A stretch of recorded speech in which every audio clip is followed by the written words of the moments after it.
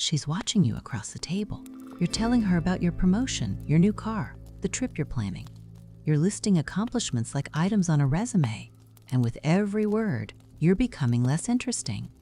She nods. She smiles. But something behind her eyes has already shifted. You think you're building attraction. You're actually dismantling it. Because here's what nobody tells you about desire. It doesn't respond to information. It responds to mystery. And the man who talks too much, who explains too much, who needs her to know how impressive he is, he's already lost. Women don't fall for the man who performs. They fall for the man who doesn't need to. This isn't about being cold. It's not about playing games or withholding affection. It's about understanding that silence holds more power than any story you could tell. That restraint creates tension, and tension is what keeps her leaning in. Look at the men she's drawn to, not the ones she says she wants, the ones she actually pursues. They're not the loudest in the room. They're not reciting their achievements like a TED Talk. They're the ones who speak when they have something worth saying. Who let conversations breathe. Who understand that attention is currency and they're not handing it out for free. The psychology behind this is simple. When you talk too much, you give her too much data, too much clarity. And clarity kills curiosity. The human brain craves what it can't fully understand. It obsesses over gaps, over unanswered questions, over people who don't reveal everything in the first conversation. This is why she loses interest after the third date.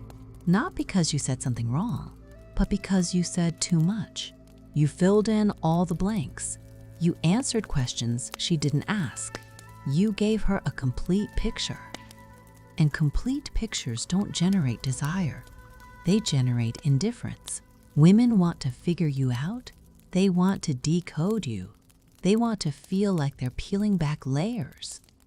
But you can't give them that experience if you've already explained yourself in full detail by dessert. Silence creates space.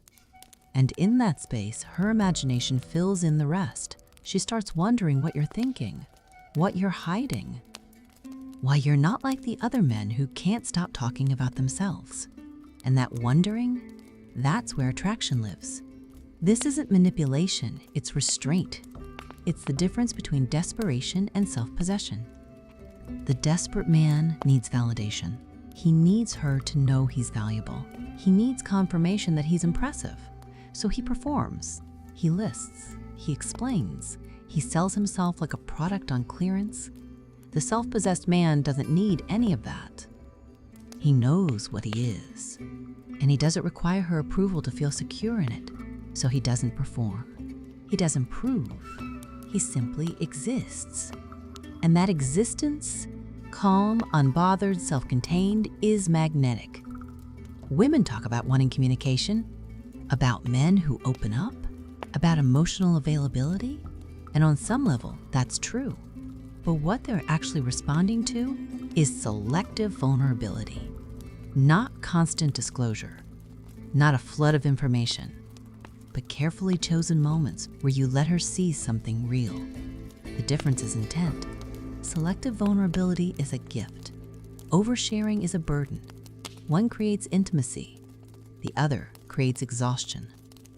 Think about the last time you met someone who immediately told you their entire life story, how they grew up, what their ex did to them, their career struggles, their insecurities.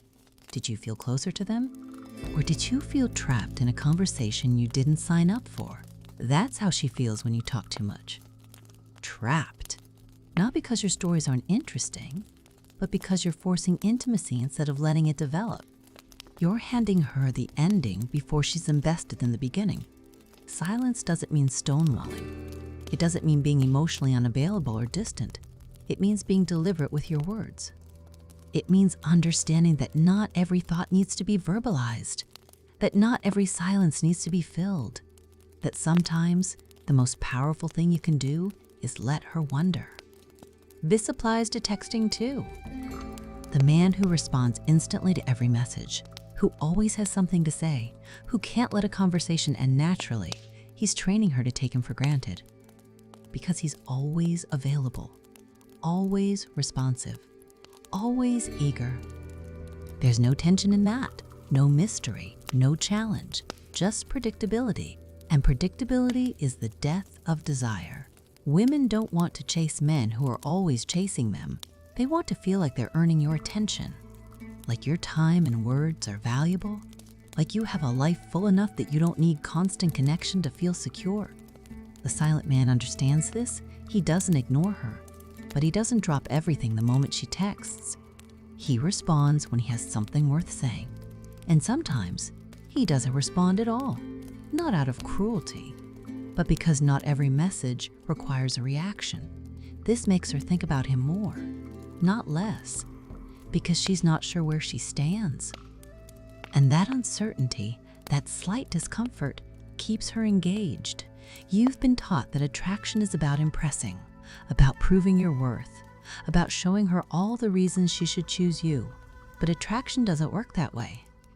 It's not a logical decision. It's a feeling. And feelings aren't created by facts. They're created by tension, mystery, and the space between what's said and what's unsaid. The man who needs to impress is operating from scarcity. He believes that if he doesn't prove himself, she'll lose interest, so he overcompensates. He talks more. He tries harder. He becomes exhausting. The man who remains silent is operating from abundance. He knows his value. He doesn't need her validation. And that confidence, that quiet self-assurance, is what actually creates attraction. This is why the bad boy archetype works. Not because women love men who treat them poorly, but because those men embody a kind of emotional independence. They don't care about approval. They don't perform. They don't explain themselves. And in a world full of men desperate to please, that indifference stands out. You don't have to be a bad boy. You don't have to be cold or unavailable or dismissive, but you do need to stop trying so hard. You need to stop filling every silence. You need to stop proving yourself to someone who should be proving herself to you. Because here's the truth. The right woman won't need you to sell yourself. She'll see your value without a presentation. She'll be drawn to you not because of what you said, but because of what you didn't say, because you made her work for it, because you didn't give everything away in the first 5 minutes. Silence isn't a tactic. It's a state of being. It's what happens when you're secure enough that you don't need constant affirmation.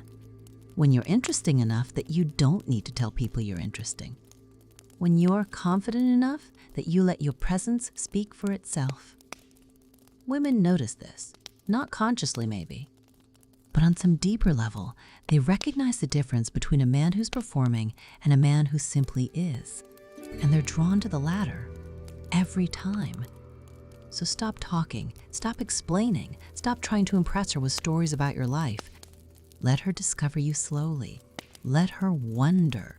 Let her come to you. Because the man who needs to be heard is forgettable. But the man who's comfortable in silence, he's the one she can't stop thinking about.